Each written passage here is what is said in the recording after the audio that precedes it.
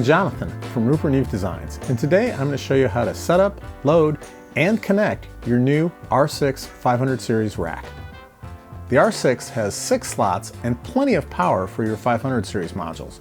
The power meter shows the actual power consumed, and that means it may vary depending on how many modules you have installed, how you're using it, and how much signal you're pushing through it.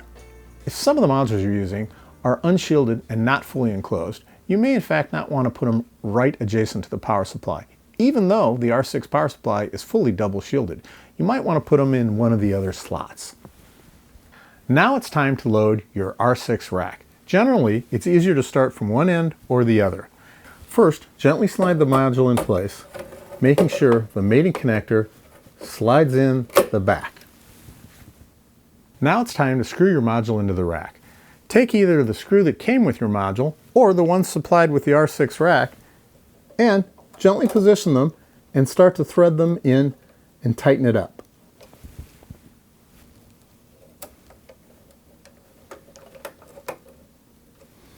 There's some play with each of the screw positions because some modules might be wider or slightly narrower than other ones, and this allows you to make sure that everything is lined up as you like it.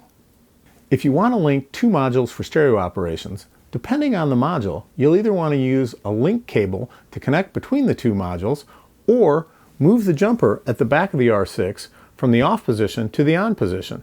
Remember, slots link from left to right. So position 1 or slot 1 links to slot 2, etc., and 5 links to slot 6. Now let's look at the back of the R6. You have an input and output for every slot in both XLR and TRS, as well as DB25 for the inputs and DB25 for the outputs. All the inputs and all the outputs on each slot are in parallel, which means you can go in one type of connector and out a completely different kind of connector. And you can even use the back as a patch bay. You can also mult the outputs, but please don't try that on the inputs.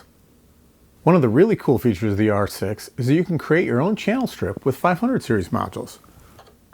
Run out of the output of your mic pre into an equalizer, run out of the equalizer into a compressor, and then connect the input to your channel strip and the output from your channel strip. The DB25 connectors on the R6 have a special additional feature. You can access channels 7 and 8 of the DB25 connector from the back of the rack. You would use this if you're hooking up a DB25 connector to, say, an interface or an outboard mixer. And this allows you to get to channels 7 and 8 with either XLRs or TRS, and even you can cross-patch from something in the rack to something in the interface or the mixer. Now I'd like to show you the R6 with the optional rack kit and handles. This allows you to mount the R6 in any 19-inch rack. And now it's time to start recording with your new Rupert Neve Designs R6 500 series rack. If you have any more questions, or you want to find out about some of the other great gear we make, please go to rupertneve.com. Thank you.